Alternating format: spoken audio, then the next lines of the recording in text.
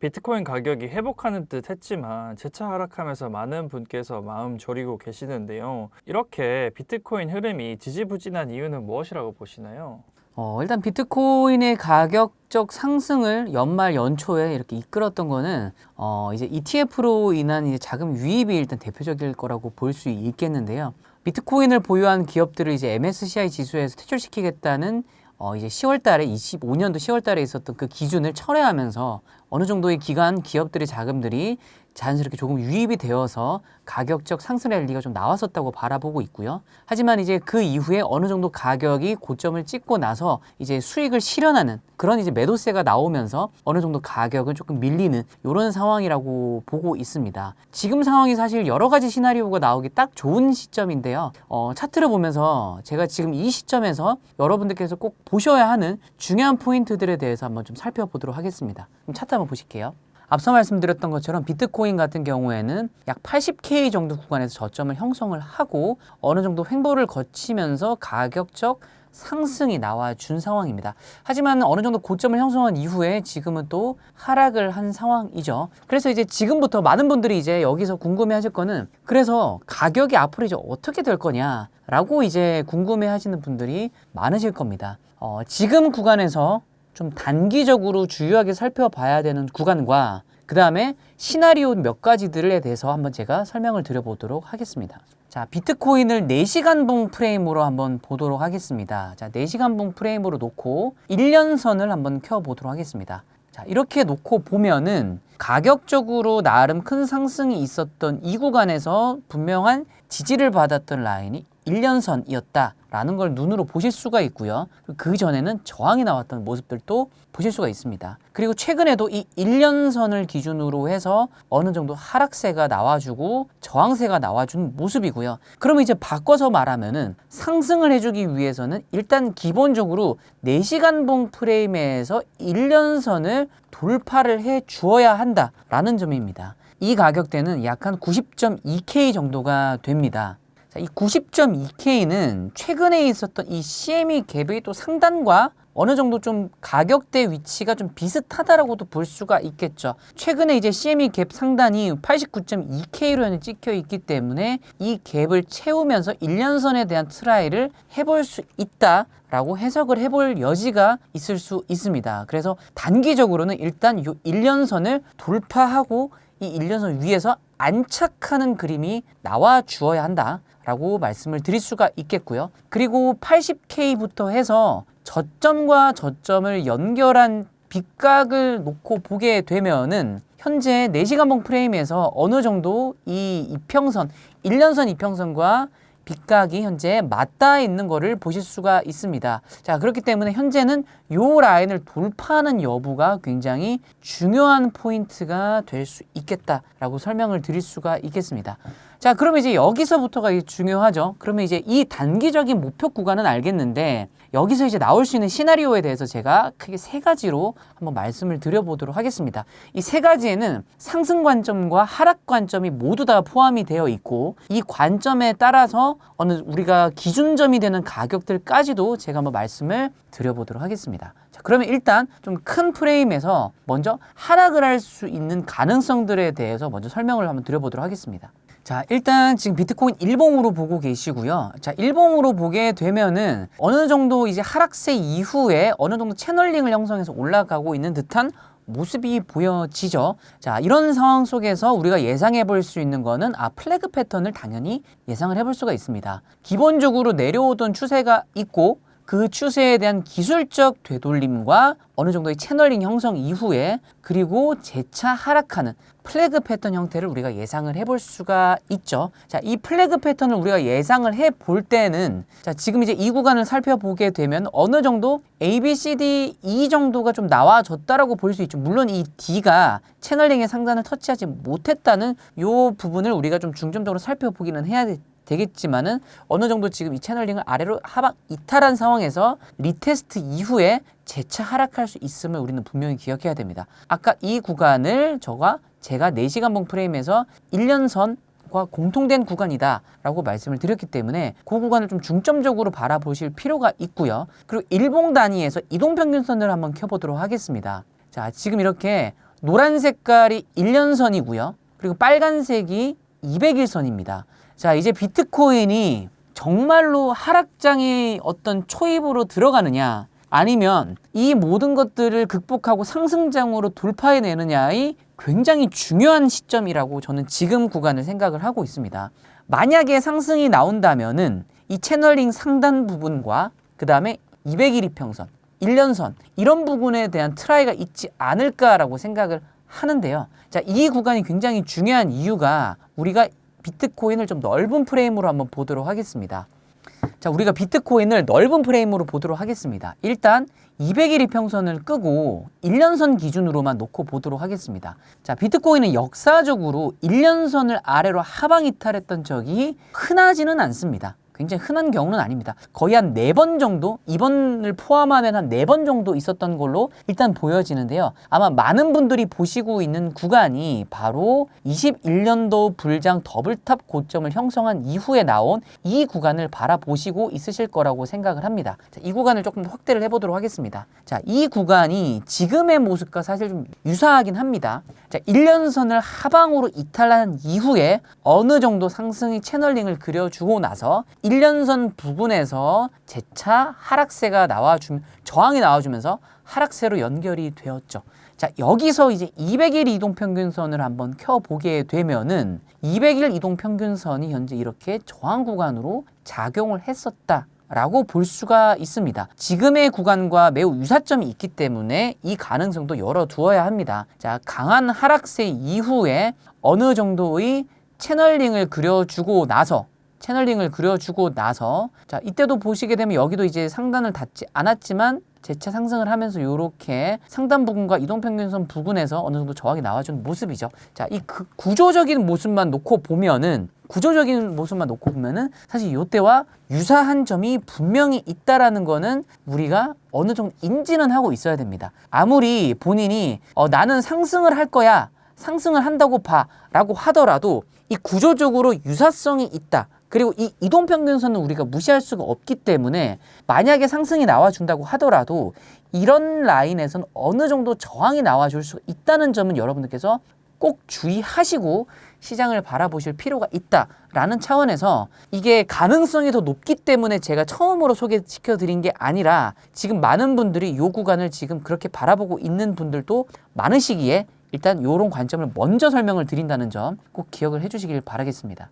자, 그리고 이제 지금 여기서부터는 조금 이제 어려운 이야기일 수 있는데요. 이걸 이제 비트코인을 좀 파동적으로 만약에 분석을 해 본다라고 한다면은 만약에 이제 여기서 고점을 어디로 잡느냐가 굉장히 중요합니다. 사실 이게 굉장히 좀 어렵습니다. 가격적 고점은 분명히 이 지점이 맞죠. 하지만 이 파동을 분석할 때 이 고점은 조금 다를 수가 있어요. 그래서 만약에 파동 관점에서 고점을 이곳으로 만약에 세팅을 해 놓는다라고 하면은 이제 복합 조정으로 내려오고 있고 Y파가 지그재그로 현재 내려오고 있는 구간이다라고 예상을 해볼 수가 있고요. 앞서 이제 임펄스 한파동이 나오고 ABC 플랫 어느 정도 되돌림이 나온 이후에 그대로 내려가는 모습이다. 라고 우리가 예상을 해볼 수가 있겠죠. 자, 요런 상황 속에서 이 지그재그 파동이 나오려면은 이 임펄스 한파동에 대해서 618을 넘어서면 안 되기 때문에 자, 그 조건까지도 현재는 갖춰준 모습입니다. 자, 그래서 어느 정도 ABC가 나온 이후에 재차 임펄스 하락이 나올 가능성, 그 임펄스 하락에서 지금 이제 요 1파가 나왔을 가능성에 대해서 현재 바라보고 있는 거죠. 자, 그렇다고 하면은 지금은 당연히 반등이 나와 줄 수 있는 구간이다 라고 살펴볼 수가 있겠고요. 자, 만약에 내가 잃지 않는 코인 투자 차트에 답이 있습니다. 매달 격주 수요일에 진행되는 무료 특강 아래 링크를 통해 신청하세요. 금 가격이 사상 처음으로 5,000달러를 돌파하면서 비트코인은 소외되는 모습을 보여주고 있는데요. 비트코인은 언제 다시 상승 흐름으로 돌아설 것으로 보시나요? 사실 이제 비트코인이 제도권이 되면은 어느 정도 상승의 압력이 좀 덜할 것이다 라고 바라보시는 분들도 분명히 계십니다. 왜냐하면 이 제도권이 되면은 규제 속에서 어느 정도 비트코인이 움직여야 되기 때문에 상승의 추세가 좀 덜할 것이다 라고 이제 바라보시는 분들이 있죠. 그럼 이제 여기서 이제 반문을 한번 해봅니다. 자, 금은 과연 그래서 상승률이 적었을까요? 금은 오히려 제도권화가 되면서 조금 더 사람들이 안전하게 투자할 수 있는 투자처로 주목을 받고 있죠. 증세가 어떤 이제 우리가 외부적인 요소가 좀 불안정할 때 가장 먼저 찾게 되는 어떤 투자처가 당연히 금이 됩니다. 우리가 비트코인을 디지털 금이라고 부르게 되죠. 하지만 이제 가격적으로 이렇게 변동성이 굉장히 크고 안정성이 굉장히 좀 불안정한 이런 상황이었는데, 만약에 비트코인이 이제 본격적으로 제도권화, 지금도 물론 제도권화되고 있는 추세가 있지만은 본격적인 제도권화가 되게 된다면은 저는 조금 더 이 외부적인 시장이 불안정할 때 비트코인이 함께 불안정해지면서 흔들리는 게 아니라 조금 더 이제 불안정한 이 증세 속에서 사람들이 믿고 안전하게 투자할 수 있는 투자처로 주목을 받을 가능성을 높게 보고 있고요. 그래서 지금과 같은 이 가격적 흔들림보다는 조금 안정적인 가격적 상승이 발생이 되지 않을까라고 바라보고 있기 때문에, 사실 지금은 이제 이 금과 비트코인의 어떤 그 가격적 그 격차가 상승률도 그렇고 지금 현 시점 기준에서 보면은 굉장히 크기 때문에 좀 이걸 좀 아쉬워하시는 분들도 분명히 많으실 겁니다. 하지만 지금 이제 뭐 미국뿐만 아니라 이제 글로벌적으로 이 암호화폐 시장을 어느 정도 주목하고 있는 부분들이 있기 때문에 저는 개인적으로 이건 시간 문제다라고 생각을 하고 있고요. 이게 점점 더 제도권화가 되면 될수록 비트코인은 가격적 하락의 폭은 조금 더 적어지고 상승의 폭도 물론 적어지기는 할 수 있겠지만은 어느 정도 이 글로벌적인 불안정한 이 상황이 연출이 된다면은 많은 메이저 자금들이 유입이 되는 안정적인 투자처로 금과 함께 비트코인이 디지털 금으로서 주목을 받지 않을까라고 생각을 하고 있습니다. 그래서 오리님은 지금 상황에서 어떻게 매매하시고 있고 지금 어떤 포지션을 시장을 대하고 계신지 궁금합니다. 비트코인의 반등의 시그널을 어떻게 잡아야 할까요? 일단 비트코인의 반등의 시그널은 조심스럽지만 조금 나왔을 가능성이 조금 있다고 바라보고 있습니다. 최근에 이제 제가 지금 이제 무료 관점 소통방을 운영을 하고 있죠. 물론 정규 클래스도 오픈을 해서 관점들을 공유 드리고 있지만은 이 무료 관점 소통방에도 제가 말씀을 드렸습니다. 본인이 하락 관점을 가지고 있다고 하더라도 보조지표의 움직임이 상방으로 만약에 시장을 바라보고 있다면은 유연하게 상방으로 대처할 필요가 있다라고 말씀을 드렸고, 그 시그널이 조금은 나오고 있는데요. 제가 차트를 보면서 그 시그널에 대해서 말씀을 한번 드려보도록 하겠습니다. 자, 비트코인 일봉의 단기적 추세의 흐름입니다. 자, 단기적 추세가 이제 최근에 20일에 저점을 찍은 이후에 현재 상방으로 방향을 틀고 올라가고 있는 모습을 일단 단기적 일봉 프레임에서 볼 수가 있습니다. 자, 그리고 더 나아가서 장기 추세도 한번 보실 텐데요. 물론 단기 추세와 지금 장기 추세가 조금은 다른 이야기를 하고 있는 건 맞습니다. 그렇기 때문에 상승을 하더라도 지금 당장은 제한적인 상승이 나올 수밖에 없는 구조가 맞는 거죠. 자, 이런 상황 속에서 장기 추세를 놓고 보시게 되면은 어느 정도 저점을 향해서 지금 가고 있는 추세 속에 있는 상황이죠. 자, 그래서 이제 여기서 뭐 예를 들어서 며칠이 지난다라고 하면은 이제 골든 크로스가 나와줄 가능성도 분명히 존재합니다. 자, 이런 상황 속에서 우리가 4시간 봉 프레임도 한번 살펴보실 필요가 있습니다. 자, 4시간 봉 프레임에서 장기 추세가 현재 어느 정도 돌아서 골든 크로스로 돌아 나가는 모습이죠. 우리가 추세, 그러니까 즉 쉽게 말해서 긴 호흡의 추세를 보실 때는 4시간 봉 프레임으로 꼭 보실 필요가 있습니다. 그래서 제가 앞서 말씀을 드렸던 것처럼 4시간 봉에서 1년선 돌파 여부와 안착 여부가 굉장히 중요하다라고 말씀을 드렸던 거고요. 이제 4시간 봉 프레임에서 장기 추세가 현재 상방으로 돌아서 나오고 있는 모습이라는 거를 우리가 꼭 기억을 하실 필요가 있습니다. 즉 쉽게 말해서 눌리더라도 눌림의 폭은 조금 적을 수가 있고요. 어느 정도 눌리고 나서 올라갈 때는 상방의 힘이 굉장히 강할 수 있는 바탕이 마련이 되어 있다라고 살펴볼 필요가 있는 시점이라는 겁니다. 자, 그런 상황 속에서 비트코인을 주봉 단위로 한번 보시겠습니다. 자, 이 구간과 이 구간, 제가 이제 다이버전스 개념을 말씀을 드리려고 하는데요.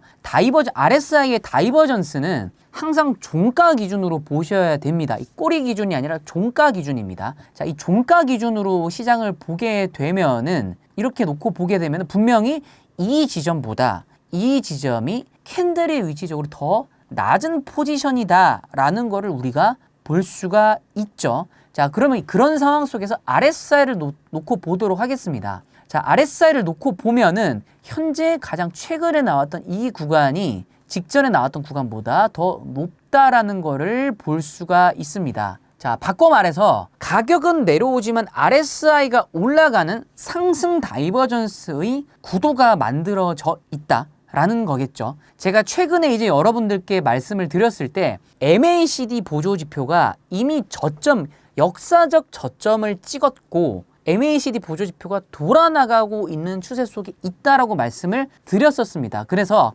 가격적 저점이 한 번 더 만들어질 가능성도 있겠지만은 조금 더 추세 자체는 상방으로 현재는 보고 있다라고 말씀을 드렸었는데, 지금 이제 이 비트코인의 주봉에서도 우리가 상승의 시그널이라고 볼 법한 포인트가 만들어졌다라는 거죠. 자, 그렇기 때문에 지금은 조금 무리하게 하락 관점을 본인이 개인적으로 가지고 있으시더라도 무리하게 하방 가능성을 보기보다는 어느 정도 상방의 가능성을 좀 열어놓고 시장을 보셔야 할 필요가 있고, 그 시나리오에 대한 본인만의 어떤 딥한 공부와 그 다음에 이제 올라갔었을 때 우리가 주요하게 살펴봐야 되는 저항 라인들, 이런 것들에 대해서 조금 살펴보실 필요가 있는 시점이다 라고 말씀을 드리겠습니다. 그래서 만약 가격이 상승을 한다라고 하면은 앞서 말씀을 드렸던 것처럼 일봉 프레임에서 1년선과 200일 이평선, 그런 것들을 기준으로 놓고 보시면 좋을 것 같고요.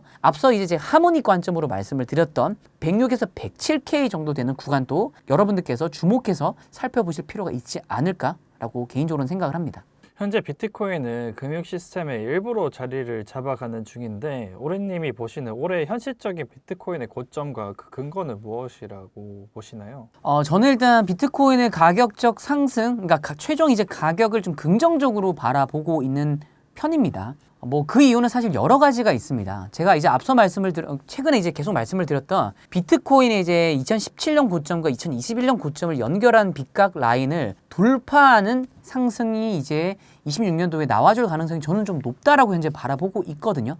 이제 만약에 그렇게 되면은 한 번도 가지 않았던 길을 우리가 가게 되는 겁니다. 이미 사이클 패턴도 어느 정도 좀 무너진 상황 속에서 우리가 가지 않았던 가격대들을 이제 본격적으로 탐험하게 되는 거죠. 자, 그렇게 되면 우리가 빠르게 로그 차트로 시장을 좀 바라볼 필요가 있습니다. 자, 지금 이제 제가 비트코인을 주봉을 이렇게 로그 차트로 현재 바라보고 있는 겁니다. 굉장히 좀 복잡해 보이죠? 굉장히 좀 복잡한데 이걸 좀 차분하게 좀 한번 바라보도록 하겠습니다. 자, 비트코인을 로그 차트로 현재 바라보게 되면요, 일단 기본적으로 단기적인 모습만 놓고 보면은 이 두 라인에서 어느 정도 지지가 나와주고 있는 이런 모습입니다.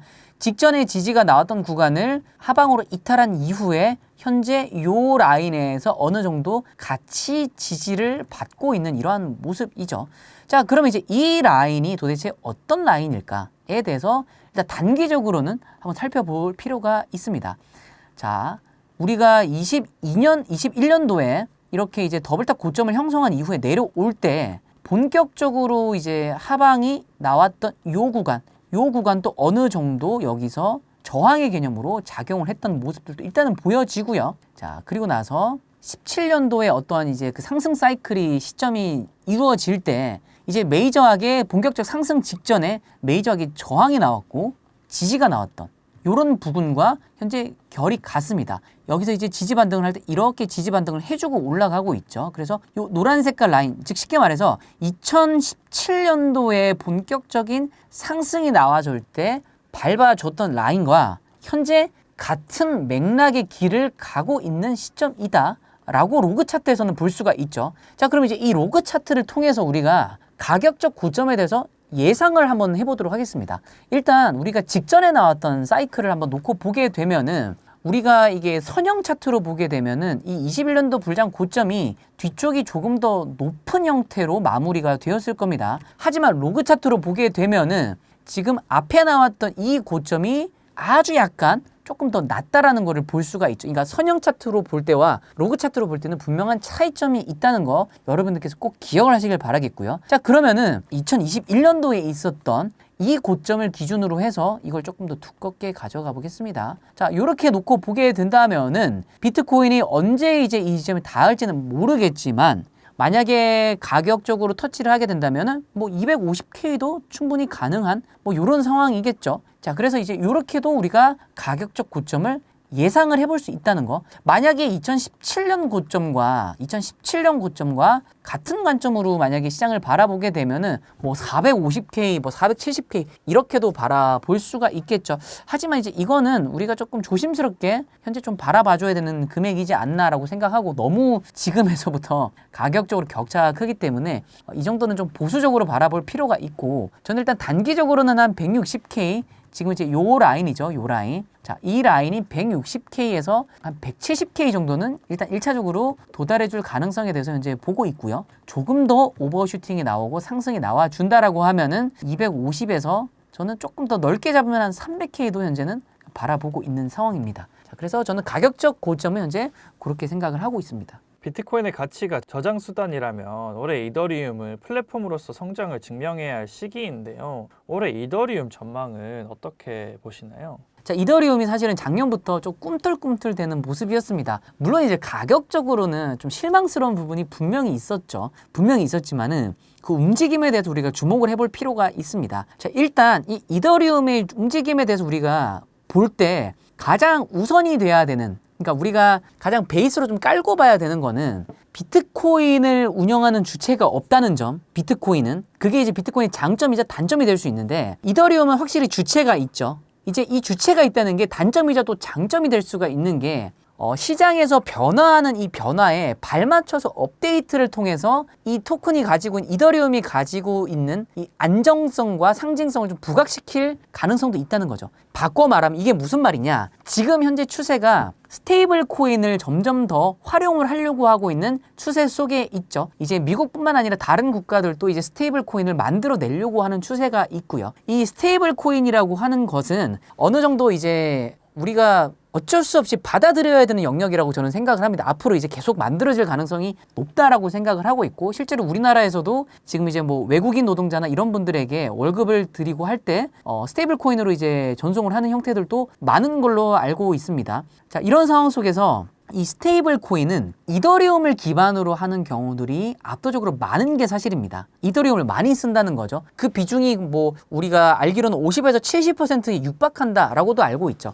이제 이런 상황이다 보니까 이더리움을 통해서 스테이블 코인의 거래가 활발하게 되면은 그 수수료가 나오겠죠. 이 수수료의 일부분을 이더리움 토큰을 소각하는 데 사용을 하게 됩니다. 자, 우리가 이제 이 알트코인의 가장 큰 리스크라고 하면은 이 무한으로 발행된다라는 점을 굉장히 단점으로 우리가 볼 수가 있죠. 그래서 이제 알트코인들은 우리가 시장을 바라볼 때, 뉴스를 볼 때 어떤 코인이 어떤 정도를 소각시켰다라는 게 뉴스화되고, 그 소각 이슈가 상승의 밑거름이 될 정도로 그 소각은 굉장히 민감합니다. 자, 그렇기 때문에 이더리움이 이제 앞으로 스테이블 코인으로 굉장히 많이 활용이 될 텐데, 활용이 되면서 이더리움이 소각이 된다. 그러면 쉽게 말하면은 이더리움으로 자금은 유입이 되는데 이더리움의 개수는 어느 정도 제한이 걸린다라는 거죠. 그러니까 비트코인 같은 경우에는 이 기술적으로 채굴에 대한 어떤 채굴 보상이 줄어들고 이러한 이제 개수가 정해져 있는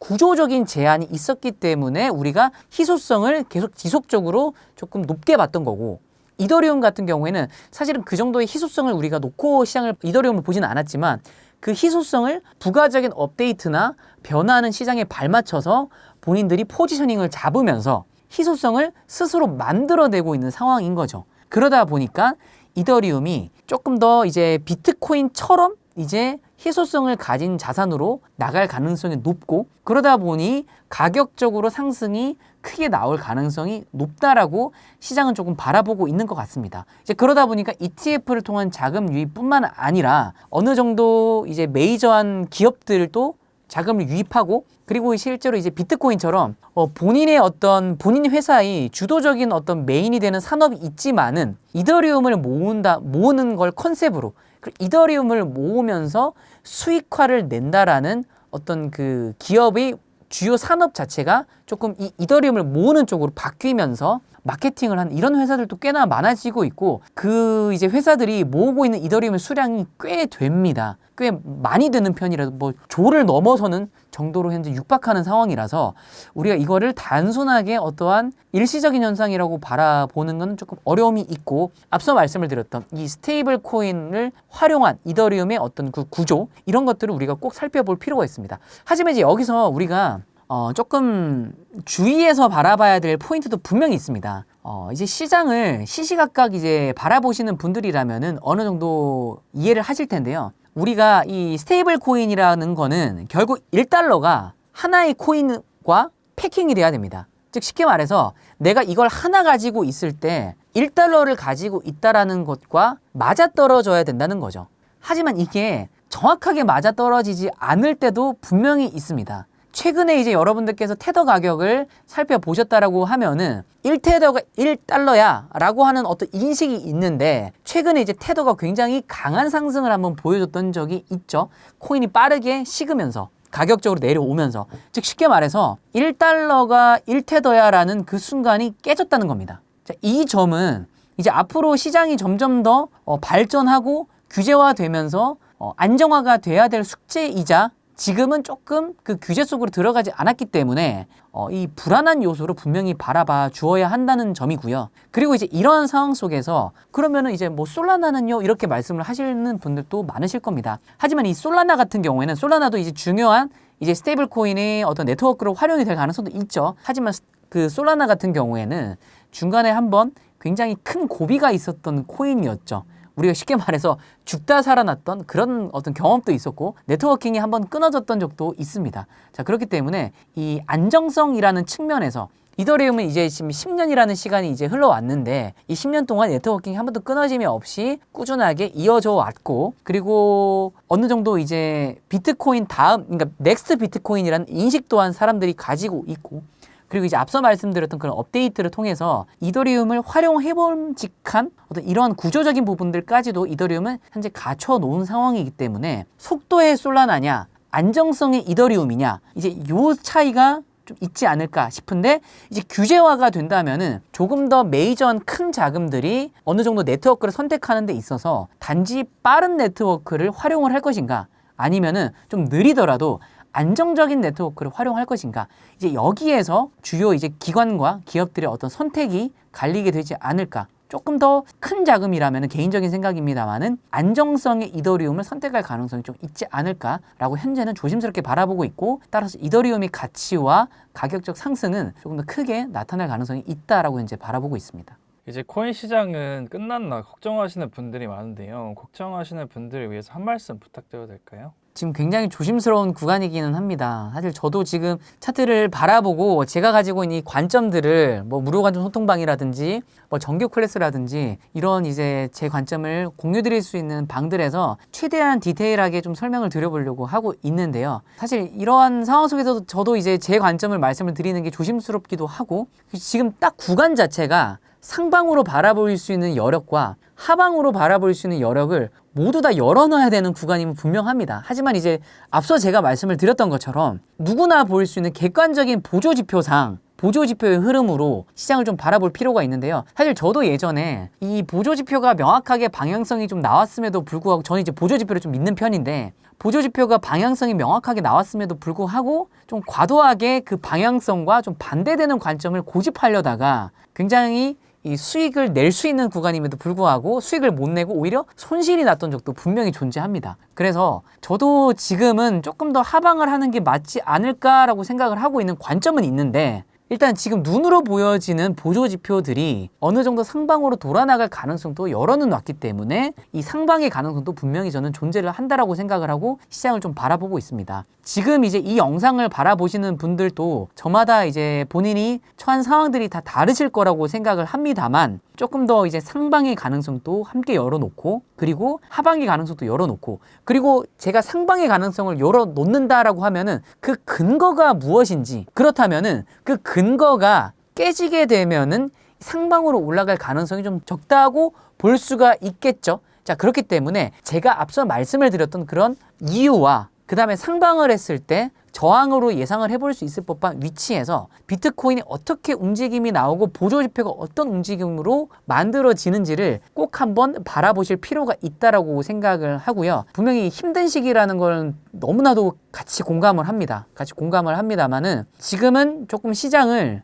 상방도 열어놔야 되는 시점이라고 저는 생각을 하기 때문에 너무 낙담하지 마시고 너무 차트를 멀리하고 쉽게 말해서 덮어놓고 우리가 둔다라고 하죠. 너무 덮어놓고 보지 마시고 지금 시장이 어떻게 변화하고 있고 왜 제가 상방에 대해서 조금 가능성을 열어둬야 된다고 하는지에 대해서 이유와 근거를 함께 놓고 보시면은 지금이 그럴 가능성도 조금 있겠다. 그러면 이 정도에서 저항이 나올 수도 있고 이 이후의 움직임이 또 중요하겠네 라고 이 시장을 저와 함께 발맞춰서 가시는 게 좀 중요하지 않을까라고 생각을 해서 어느 때보다 관심 있게 바라봐야 되는 시기다 라고 생각을 합니다. 그래서 너무 덮어놓지 마시고요. 지금 시장 자체가 아까 앞서 이제 저도 말씀을 드렸던 것처럼 조금 상방으로 방향을 틀 가능성도 있는 상황이기 때문에 너무 덮어놓고 시장을 보지 않으시는 게 아니라 조금 더 관심 있게 보고 왜 이 사람은 상방의 가능성도 생각을 하고 이야기를 하는지에 대한 근거도 함께 보시면은 이래서 이 사람은 이렇게 생각을 하는구나 라고 같이 공감을 하실 수 있을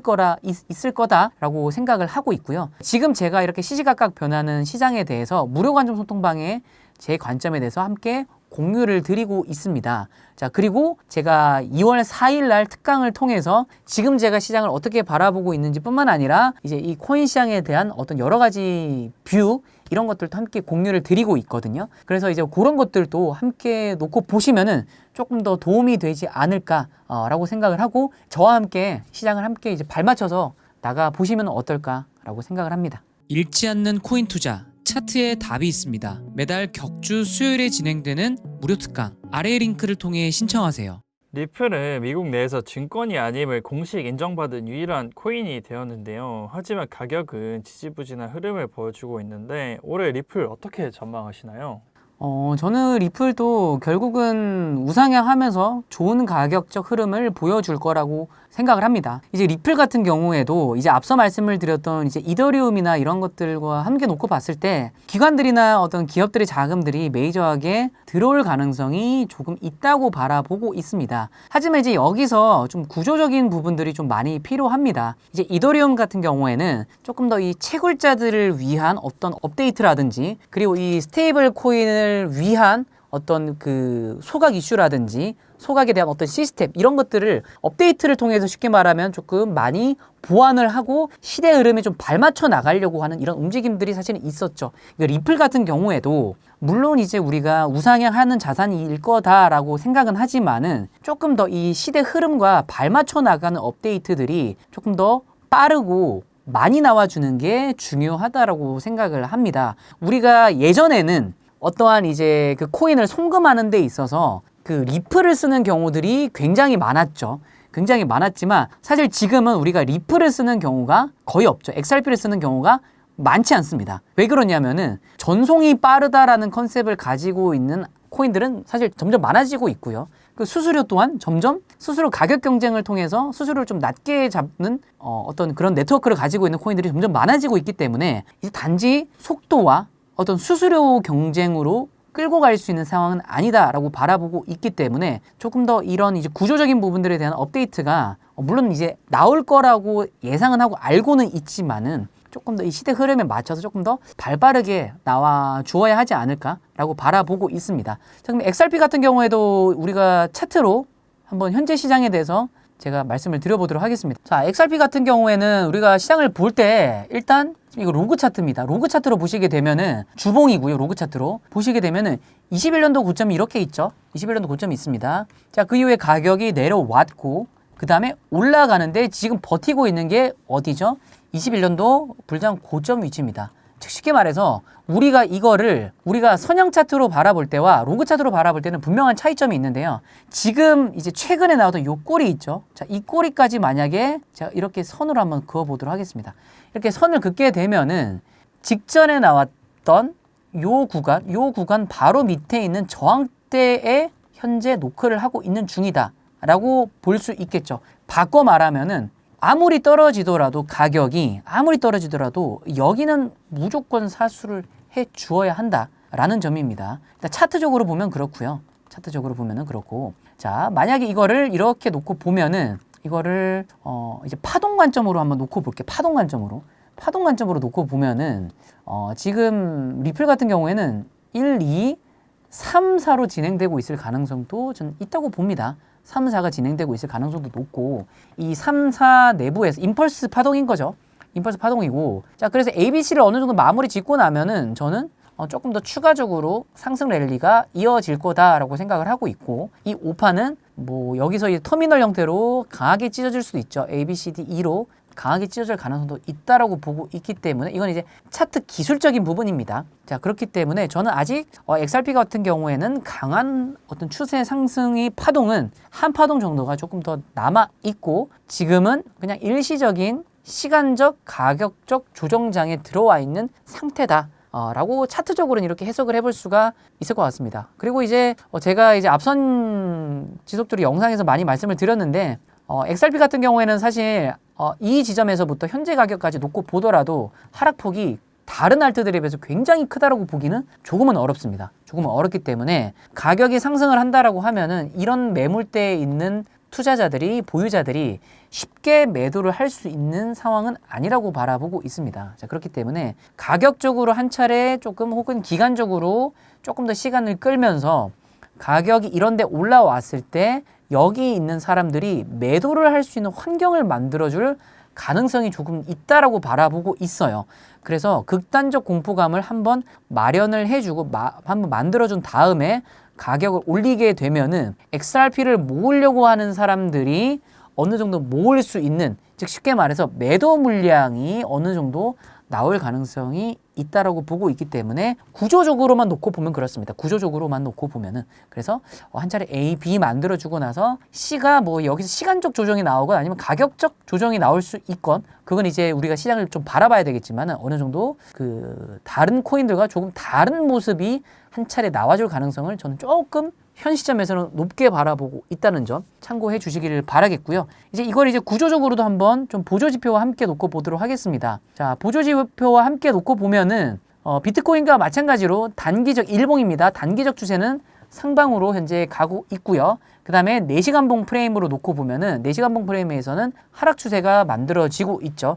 이 말은 바꿔 말하면은 단기적으로 어떠한 상승이 나온다고 하더라도 상승의 폭은 눌려져서 나올 가능성이 높다. 그러니까 우리가 추세는 결국 4시간봉 단위로 봐야 되기 때문에 상승이 나오더라도 상승의 폭이 제한될 가능성이 높다라는 점을 꼭 기억을 하셔야 합니다. 자, 그런 상황 속에서 장기 추세는 보면 오히려 이렇게 상방을 틀고 있습니다. 자, 이건 무슨 말이냐면은 장기적으로는 올라가는데 단기적으로는 눌림이 나올 수 있다라는 거는 눌림이 나올 때 받아볼 만하다라고 우리가 해석을 해볼 필요가 있습니다. 눌림이 나오면은 어느 정도 우리가 매수를 해서 적극적으로 한번 담아볼 만한 요소의 구간이다 라고 시장을 해석을 해볼 필요가 있습니다. 자, 그렇기 때문에 좀 단기적으로 아까 제가 구조적으로 B가 없다라는 말씀을 드렸고, 그리고 이 보조 지표들과 함께 놓고 보면은 장기 추세는 상방으로 가고 있기 때문에 단기적으로 눌림이 나온다라고 하면은 조금 담아볼 만하다, 포트폴리오에 구성을 시켜볼 만하다라고 생각을 하고, 그 어느 정도 상방의 추세는 이 4시간봉 프레임에서 장기 추세가 여기서 데드크로스로 꺾일 때 시점까지를 단기적으로는 좀 살펴보실 필요가 있다.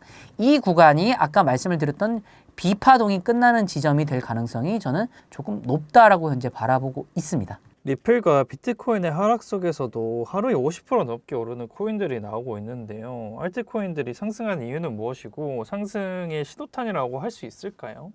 사실 굉장히 좀 조심스럽죠. 이 알트코인들은 언제 어떤 타이밍에 사실은 이게 올라갈지 아무도 예측하기는 사실 힘듭니다. 하지만 이제 보조지표에서는 그 구간을 우리가 대략 예상해 볼 수가 있습니다. 대략.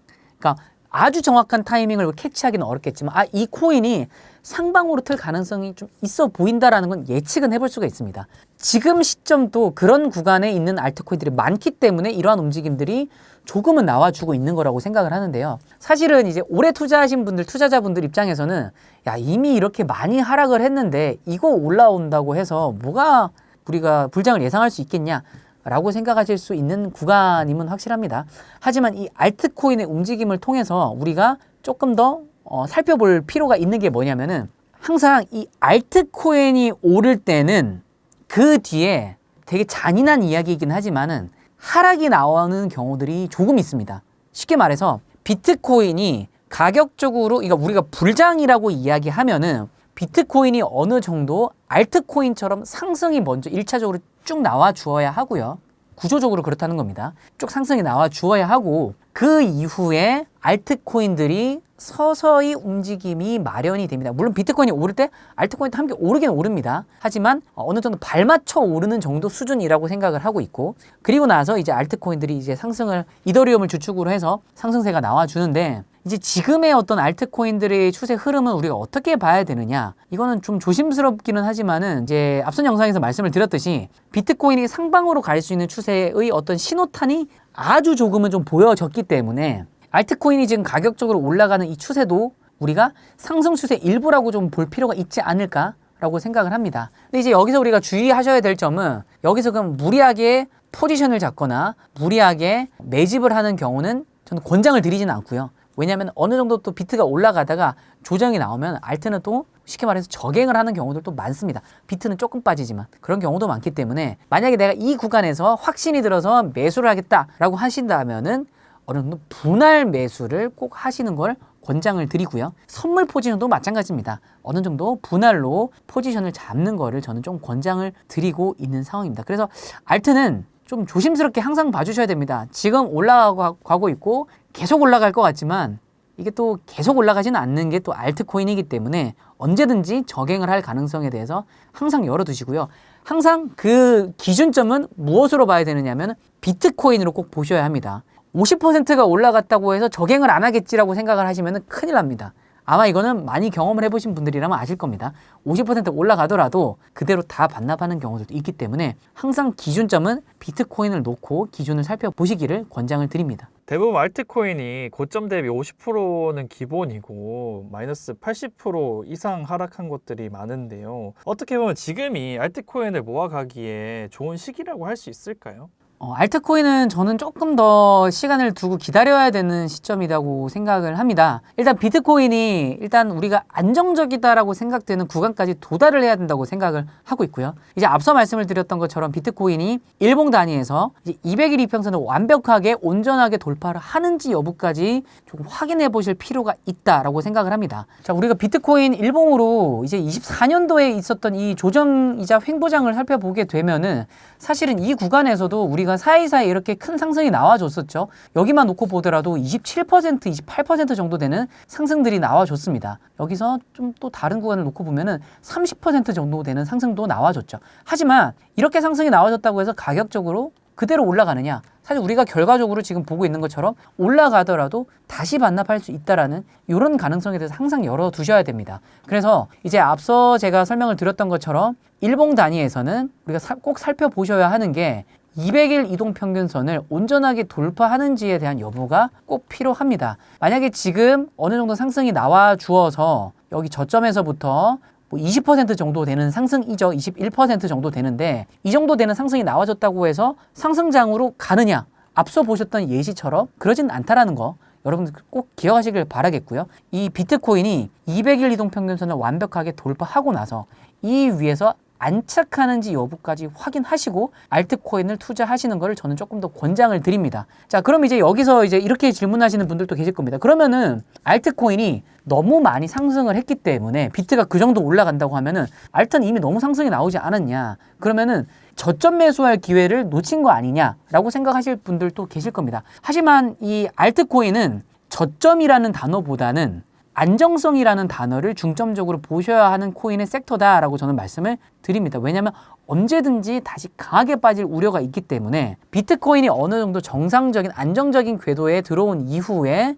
알트를 투자를 하셔야지 그러니까 손익비라고 우리가 이야기하죠. 손실을 최소화하면서 이익을 극대화시킬 수 있는 그 구간에 돌입을 해야지 투자를 하셔야 된다라고 저는 말씀을 드립니다. 단지 저점을 내가 잡겠다라는 생각으로 알트에 투자를 하신다고 하면은 사실 근거가 없는 상태에서 단지 희망회로 하나로만 어느 정도 여기가 저점이겠지, 우리가 쉽게 말해서 지금이니? 라고 하면서 진입을 하게 되는, 그렇고 나면 이제 우리가 흔히 말해서 그런 말이 있죠. 1층인 줄 알았더니 지하가 있더라. 이런 이야기가 계속 나오는 겁니다. 그래서 어느 정도 우리가 안정적인 궤도에 올라갔다, 손익비적으로 투자해볼 만하다라고 생각하는 구간에 돌입했을 때 여러분께서 진입하시는 걸 조금 더 권장을 드리고 있고요. 그리고 그럼에도 불구하고 여러분들께서 만약에 나는 저점 매수가 꼭 필요하다라고 생각하시는 분들도 계시죠. 그러면 지금 상황에서는 저점 매수를 어떻게 할 수 있는지에 대해서 제가 예시로 하나 좀 설명을 드려보도록 하겠습니다. 자, 이거는 지금 온도 파이낸스 차트이고요. 자, 자, 온도 파이낸스 같은 경우는 제가 지금 노란 색깔 줄을 3개를 그어두었습니다. 이거는 제가 미리 그어둔 거고, 이거는 무료 관점 소통방에도 제가 함께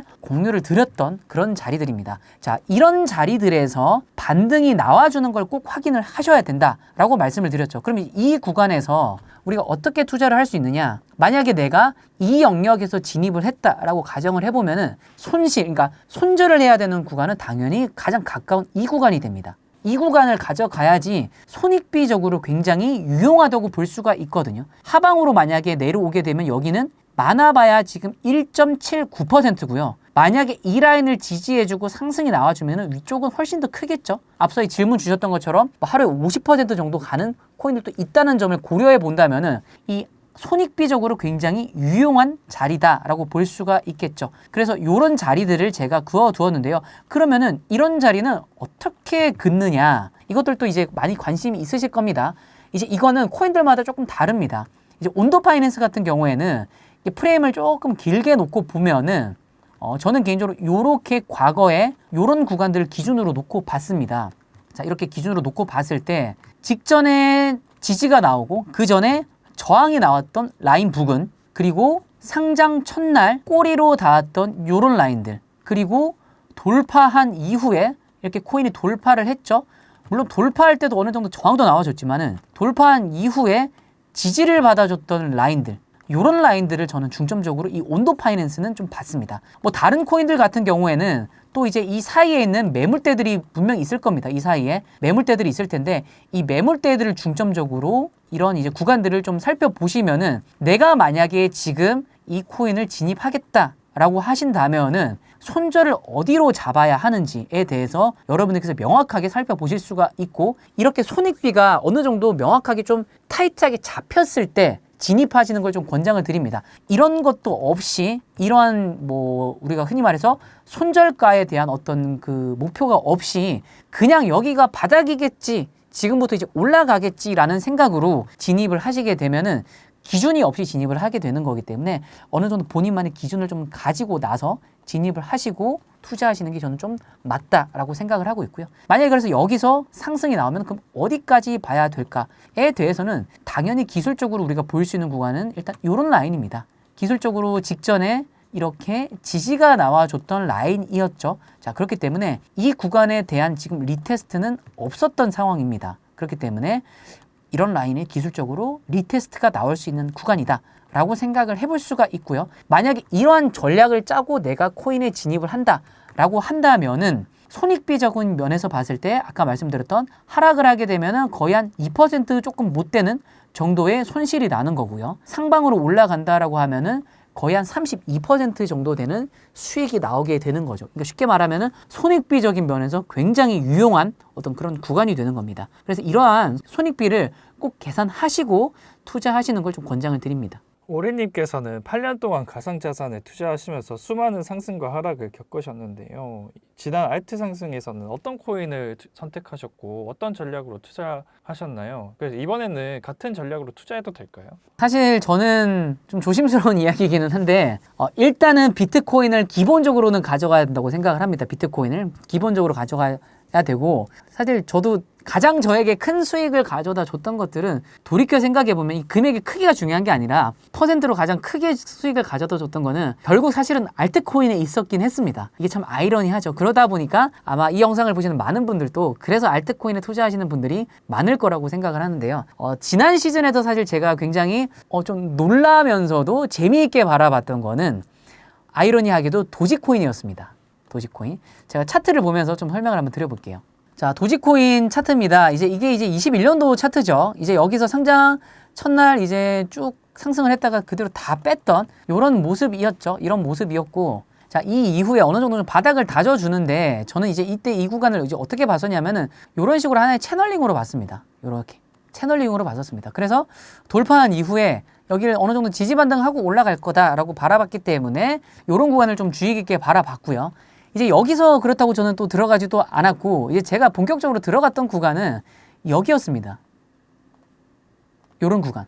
왜 제가 이 구간을 돌파할 때를 좀 살펴봤었냐면은 일단 기본적으로 여기에 어느 정도 물량들이 좀 있을 거라고 바라봤습니다. 쉽게 말해서 가격이, 그러니까 살려주러 우리가 간다라는 표현을 쓰죠, 코인에서는. 여기에 이제 물려 계시는 분들이 살려주러 올라갈 때 매도세가 나올 가능성이 분명 있고, 그럼 이제 이 구간들에서 어느 정도 가격적인 조정과 횡보가 있을 수 있다라고 바라봤기 때문에 아무도 없는 구간에서 진입하는 게 좀 좋지 않을까라고 해서 이런 구간을 진입 타점으로 놓고 봤던 거죠. 그래서 이제 이렇게 좀 끌고 왔던 겁니다. 물론 저도 이제 이런 데서 팔지는 못했고 어느 정도 이게 고점은 아닐 거라고 생각을 했기 때문에 이런 데서 이제 매도를 하게 되었죠. 자, 이런 또 이제 경험도 있고, 그다음에 이제 가장 최근의 경험이라고 하면은 사실은 제가 많이 말씀을 드리는 상황이기는 한데, 사실은 이제 가장 최근의 모습으로 놓고 보면은 24년도에 저에게 굉장히 좀 상징성 있게 수익도 그렇고 수익률도 그렇고 좀 긍정적으로 가져다 준 코인이 바로 수익 코인입니다. 사실 제가 수익 코인을 처음 투자했을 때는 많은 분들이 수익 코인이 무엇인지에 대해서도 잘 모르시던 시절이라고 하면은 좀 그렇고 그 시기였고요. 그래서 제가 수익 코인을 매집하고 매수한다라고 했을 때 많은 분들께서 그게 무슨 코인이지?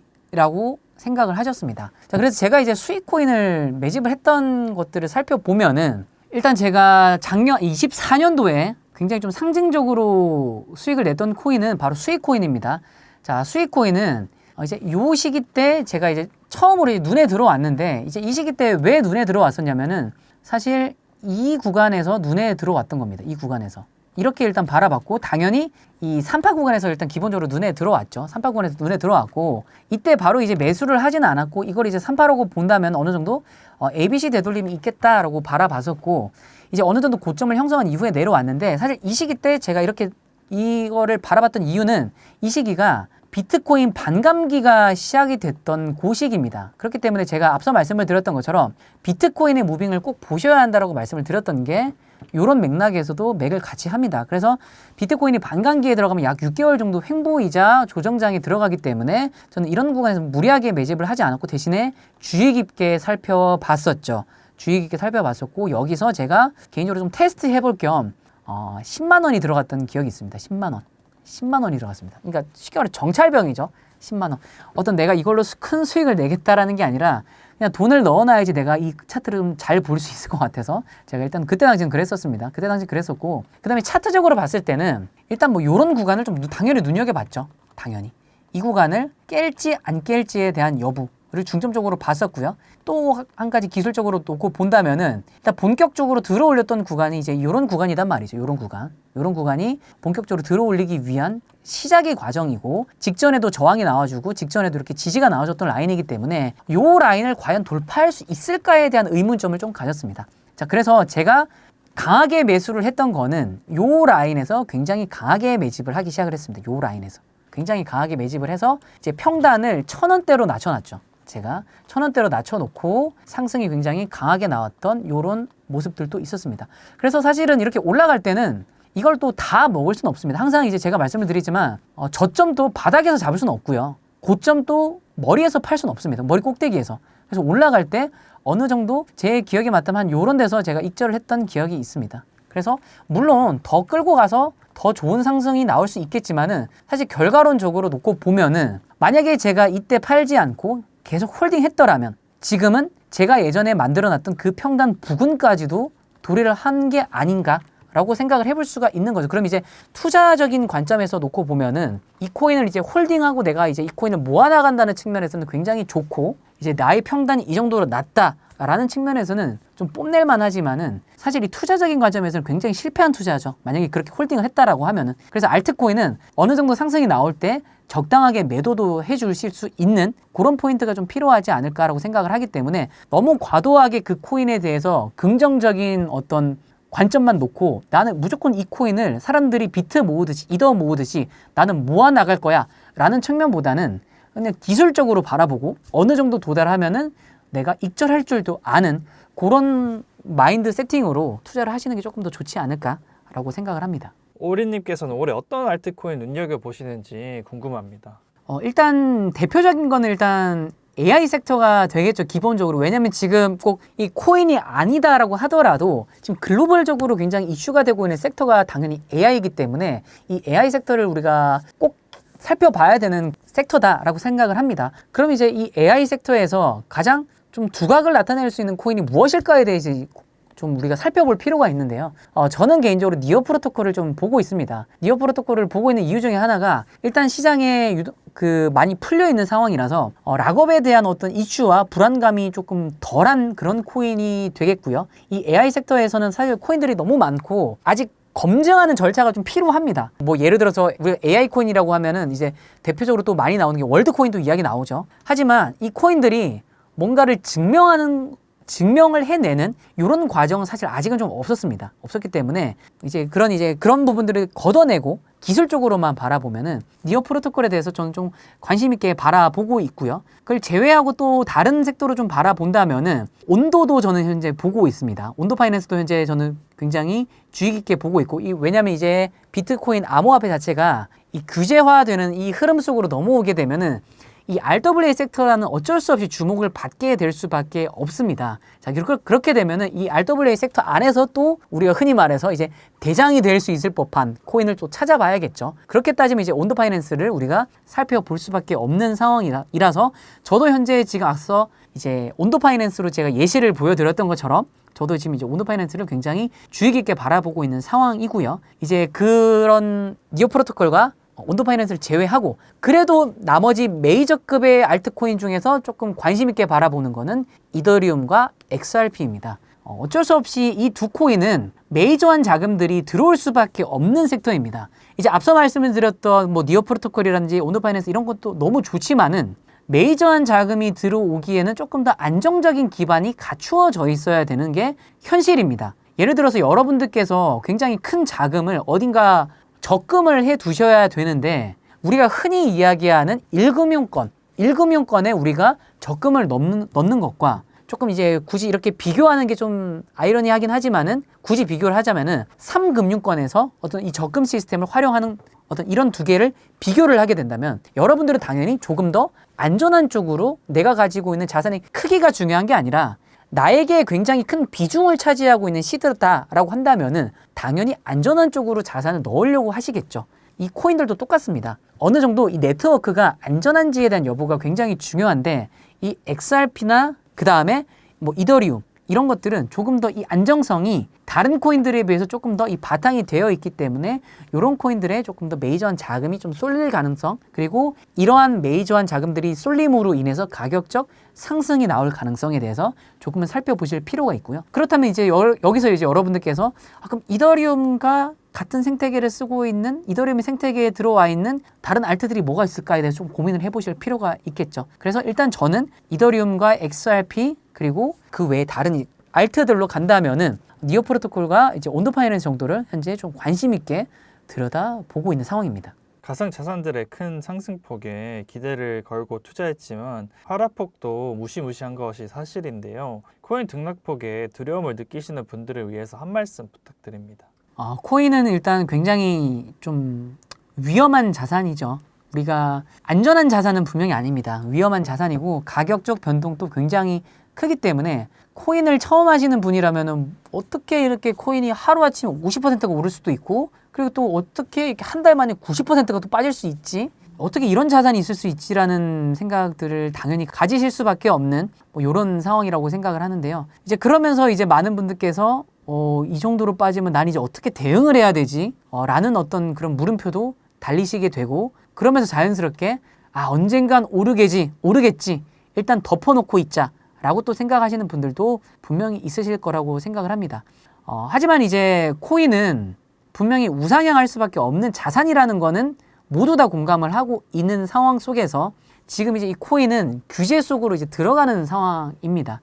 코인이 규제 속으로 들어가면 상승의 폭은 더 적지 않을까요? 라고 이제 말씀을 하시는 분들도 많으실 수 있고 하지만은 저는 오히려 규제 속으로 들어가게 되면은 상승을 할 수 있는 기반이 더 강하게 법적으로 안전하게 갖춰진다라고 바라보고 있습니다. 우리가 금이 규제 속으로 들어왔다고 해서 어느 정도 이제 메이저한 자금이 들어갈 수 있는 바탕이 마련이 됐다고 해서 안전한 자산 투자처라고 해서 금이 안 오르나요? 그건 아니죠. 금도 계속 지속적으로 우상향하고 있고 그 상승률 또한 엄청나게 크다라는 걸 우리가 모두 다 공감을 하고 있습니다. 비트코인도 마찬가지로 규제화가 되고 규제화된 자산 시장 속으로 들어오게 되면은 조금 더 안전한 자산이라는 인식 속에서 메이저한 자금들도 들어오고 조금 더 상승률이 커질 수 있을 가능성을 저는 조금 더 높게 보고 있기 때문에 오히려 지금 이렇게 힘들어진 상황 시장 속에서 덮어놓고 이렇게 나몰라라 하고 두시는 게 아니라 조금 더 이 시장을 굉장히 예민하게 바라보시고 그리고 이런 상황 속에서 어떠한 뉴스가 현재 나오고 있는지